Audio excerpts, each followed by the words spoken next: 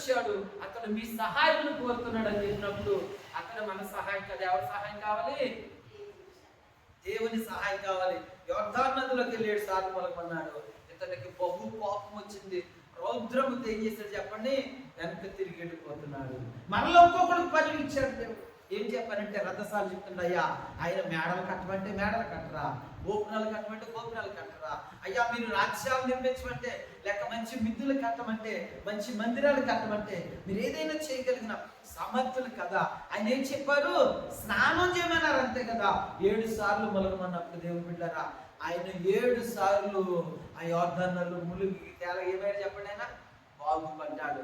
పని చేయాలి దేవుని బిడ్డలారా. ఏమని చెప్పాడు? నీ చేతికి అప్పగించిన పని నీ శక్తి లోపము లేకుండా నువ్వు దాన్ని చేయి, అది నీకు దీవెన కలుగుతుంది.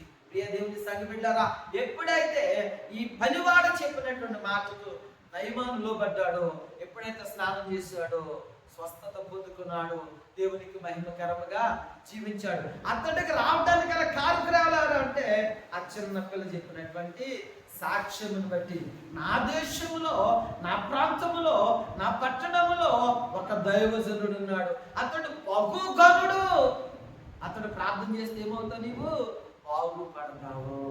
ప్రియ దేవుని సంగమా, ఈ మధ్యాహ్న కాల సమయంలో మనము కూడా రాజులకు రాజు, ప్రభులకు ప్రభు, గనులకు గనుడైనటువంటి దేవాది దేవుడైన యేసుక్రీస్తు ప్రభువుల గురించి మనము చెప్పాలి. ప్రభు అడుగుతాడు, నీకు అవకాశం వచ్చినప్పుడు నువ్వు చెప్పలేదు, ఇదిగో నీకు సందర్భం వచ్చినట్టు చెప్పలేదు, నీకు పిల్లలు పుట్టరంటే పిల్లలు పుట్టారు, నువ్వు బ్రతకమంటే నువ్వు బ్రతకమన్నారు, నీ గురించి నలుగురు 4 రకాలుగా చెప్పుకుంటుంటే నేను నీ పట్ల ఏం చేశాను? గొప్ప అద్భుతమైన కార్యమును, గొప్ప శక్తివంతమైన కార్యమును, గొప్ప బలమైన కార్యమును నేను నీ జీవితంలో చేశాను కదా. నీవెందుకు అనాలోచనతో నన్ను గుర్చినటువంటి సాక్ష్యము ఎందుకు నీవు తెలియచేయలేకపోయావని చెప్పినని ప్రియ దేవుని సంఘ బిడ్డారా, ఒక్కనొక్క దినమందు ప్రభు నిన్ను నన్ను అడిగినప్పుడు మనము తప్పనిసరిగా ఆయన చేత నేరారోపణ వేయించుకునే పరిస్థితులకు వచ్చేస్తాం, నేరారోపణ చేయించుకునే పరిస్థితులకు వచ్చేస్తాం. అటువంటి పరిస్థితి మన మీద ఇప్పుడు కూడా రాకూడదు. ప్రియ దేవుని సంగమా, మోషేని దేవుడు ఎన్నుకున్నాడు. మోషే, నువ్వు ఐగుప్తు దేశంలోకి వెళ్ళి నా ప్రజలను విడిపించవై అంటే మోషే ఏం చెప్తున్నాడమ్మా?